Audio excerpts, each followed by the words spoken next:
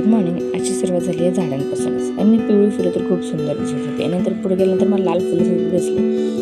नंतर मी परत एक न्यूजपेपर घेतला आणि घरी गेले. न्यूजपेपरमध्ये पण बघते तर काय झाडांविषयीच माहिती. एक रिक्षावाल्याने किती सुंदर लावले होते ते झाडं. मग नंतर काय आज कुठेतरी जायचं होतं. मग गाडीवर बसले आणि निघाले. झाडही आता जाता जाता एक संदेश वाचला गाडीवरती. तर इकडे झाडं झाडं नारळाची झाडं, कोबीची शेती, खूप सारे ऊसाची शेती होती.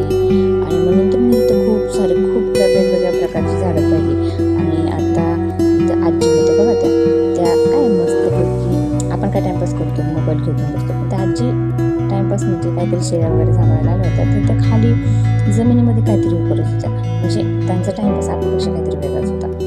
नंतर इथे परत मी सगळी झाडं पाहिली आणि हे हिरवंगार पाहून तर एवढं सुंदर आणि छान वाटलं. मी आणि तुम्हाला माहिती मी कुठे होते, प्रयागधाम, ते नाही उरुळीमधलं प्रयागधाम, ते चॅरिटेबल ट्रस्टचे. तर खूप सुंदर होतं तिथं. एकदम स्वच्छ आणि सुंदर जागा होती तिथे. एकदम हिरवंगार वाटत होते. सगळीकडे त्यांनी झाडं लावली होती. सगळ्या लोकांनी पण असंच केलं पाहिजे. खूप सुंदर सुंदर झाडं लावली होती. ती भिंत पाहिली. मला तर आधी वाटलं काहीतरी वेगळंच आहे. नंतर आम्ही पुढे गेल्यानंतर एक खूप सुंदर आणि छान दिसत होते ते. त्याच्यानंतर आम्ही थोडंसं पुढं गेलो. इथं पण खूप सारे एवढी शेती होती, पालक होती. मला तर विचार होता घेऊन यायचं, पण म्हणलं ते आपल्याला मारतील शेतकरी.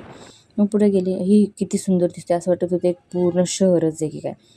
नंतर आता हे ब्लर केले, कारण की आता आपल्याला आणखीन कुठेतरी जायचं आहे, बघायचं बघा.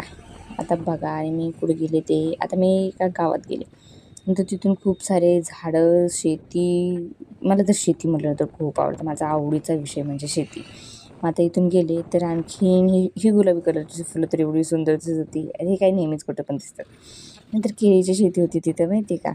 आणि मग नंतर हे नारळाचे झाडं तर एवढे सुंदर सुंदर दिसत होते. नंतर हे एक नर्सरी होती, तिथं पण खूप सुंदर सुंदर सुंदर सुंदर झाडं लावली होती.